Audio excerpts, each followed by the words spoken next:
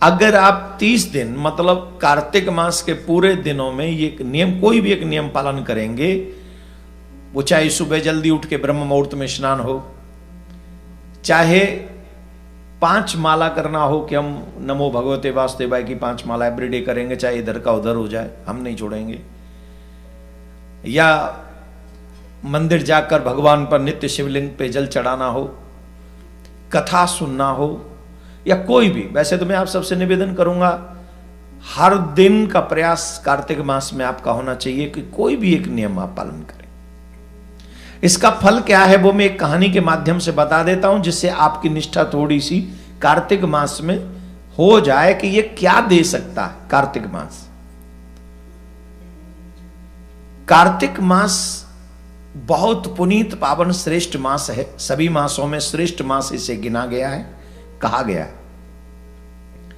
एक अंधी मां थी, किसी पंडित जी से उन्होंने सुना कि कार्तिक मास में भगवान की पूजा करने से, तुलसी में दीपदान करने से, या मंदिर में दीपदान करने से, या भजन करने से, या संत सेवा करने से, कोई भी एक नियम धारण करने से, अगर आप 30 दिन वो नियम धारण करते पूरे महीने भर, तो आपकी मनोकामना पूर्ण हो सकती है, जो आप चाहेंगे वो हो जाएगा। बुढ़िया मां के आंख तो थी नहीं, एक बहू थी, एक बेटा था, और बहू बेटा पे कोई नाती नहीं था। तो बुढ़िया मां ने सोचा चलो मैं ही भगवान से प्रार्थना करती हूं। तो उन्होंने सुबह ब्रह्म मुहूर्त में स्नान करके सालिग्राम भगवान की पूजा प्रारंभ की। हालांकि देवी करती नहीं है, पर सालिग्राम को तुलसी में ही रखवा लिया किसी से, और तुलसी महारानी की सेवा वो नित्य करने लगे। तुलसी महारानी की सेवा करती, दीपदान करती, परिक्रमा करती, प्रदक्षिणा करती, और वो नियम उन्होंने नहीं छोड़ा। वो नियम करती रही, फॉलोअप करती रही हर दिन। ब्रह्म मुहूर्त का मतलब है 3:30 से 4:30 5 बजे के बीच में स्नान कर लेना, ये ब्रह्म मुहूर्त है। अब ये ब्रह्म मुहूर्त नहीं तुम लोग समझोगे 10 बजे भी नहा लिए तो हो गया ब्रह्म मुहूर्त। 3:30 बजे से 5 बजे से पहले पहले स्नान को ब्रह्म मुहूर्त माना जाएगा।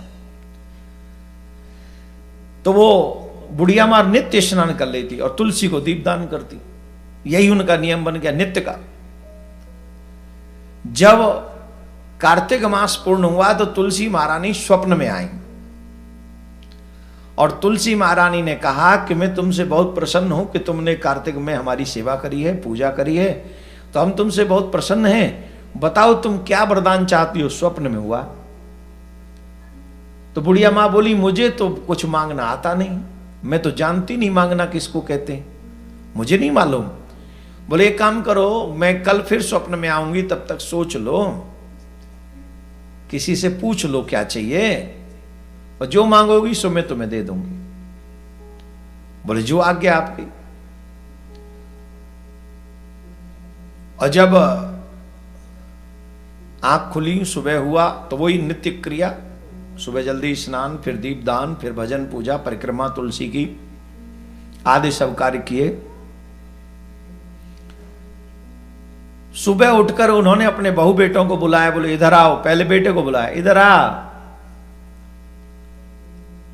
तुलसी महारानी मेरे सपने में आई थी, और तुलसी महारानी ने कहा है कि मैं तुम्हारी सेवा से बहुत प्रसन्न हूं, बताओ तुमको क्या चाहिए।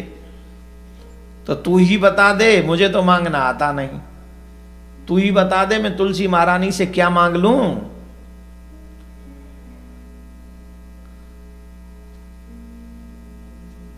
तो बेटे ने कहा माता जी दिख नहीं रहा, हम लोग झोंपड़ी में रहते हैं, एक बड़ा सा आलीशान सा मकान मांग लो, और इतनी दौलत मांग लो कि उससे वो मेंटेन होता रहे।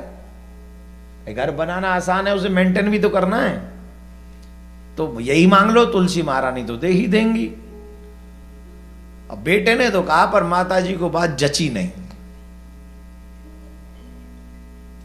वैसे एक बात और सीख लें आप, जितने भी संसार के लोग हैं ना, हम लोग सब संसारी हैं, एक बात और सीख लो, किसी को भी तुम्हारे दुख से कोई मतलब नहीं है। आगे बता दूंगा, सबको अपनी अपनी जरूरत से ही मतलब है। माता जी को बात जची नहीं।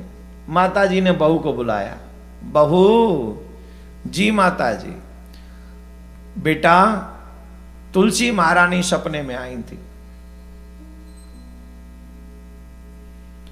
उन्होंने कहा है कुछ वरदान मांग लो, तुम्हारी व्रत से हम बड़ी प्रसन्न हैं, तो तू ही बता मैं क्या मांगू। अच्छा, माता जी बुढ़िया जो माता जी हैं उनकी आंख नहीं।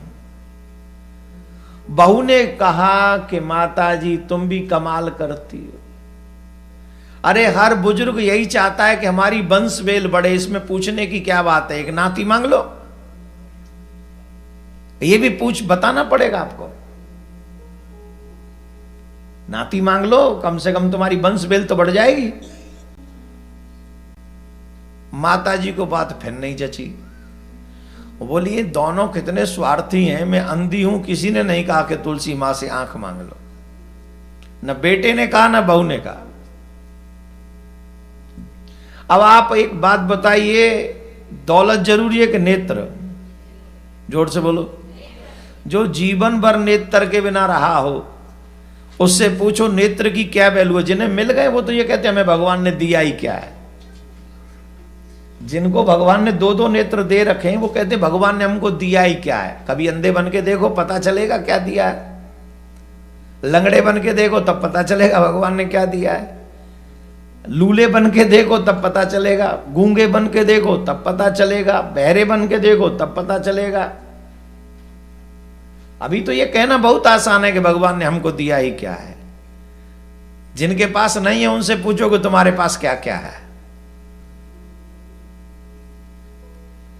तो माता जी को बड़ा कष्ट हुआ कि ये संसार कितना स्वार्थी है, किसी को घर मकान चाहिए, किसी को संतान चाहिए, हमारा सुख किसी को नहीं चाहिए।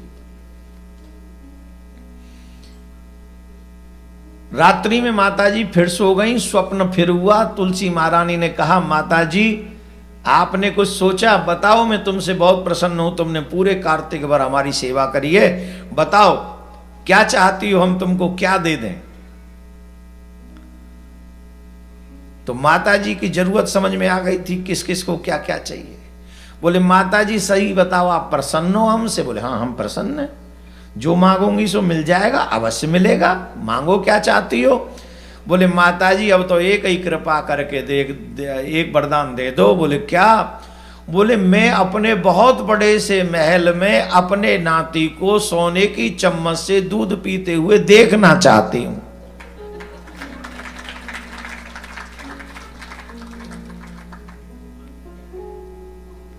क्या घोषला साहब बताओ, समझ गए? एक ही में सब पूरे। क्या मांगा माता जी ने? मैं अपने इन नेत्रों से बहुत बड़े से महल में अपने नाती को सोने की चम्मच से दूध पीते हुए देखना चाहती हूं। तुलसी महारानी बोली माता जी बड़ी चालाक हो, एक ही बात में सारी चीजें मांग के चली गई हो। कार्तिक मास के व्रत में हम आशीर्वाद देते हैं ऐसा ही होगा। कुछ समय बाद उसी समय वो झोंपड़ी थी वो महलों में बदल गई और उनकी जो बहू थी वो गर्भिणी हो गई। और फिर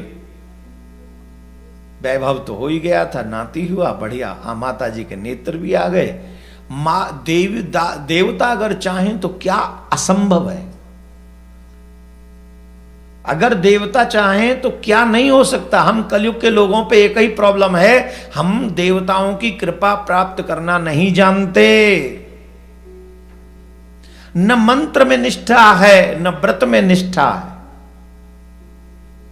हम व्रत भी नहीं करते ईमानदारी से अच्छा, हम नियम भी नहीं करते ईमानदारी से अच्छा, हम काम चलाऊ काम चलाते हैं। जो मन आज ये कर लेते, आज ये कर लेते, कल वो कर लेते, परसों वो कर लेते, एक चीज कॉन्टिन्यूस कोई नहीं करते।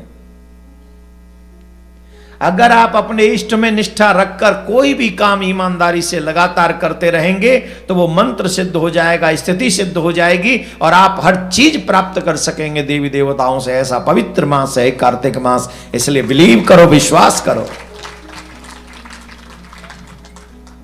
इनमें क्या क्या कर सकते हैं?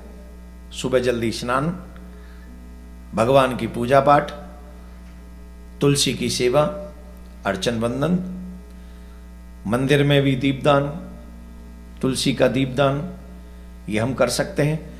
दान पुण्य हम लोग करते रहें इस पूरे महीने, और जितना ज्यादा हो सके भजन करें। बिना तिलक के भजन फलीभूत नहीं होता। पहले तिलक फिर भजन।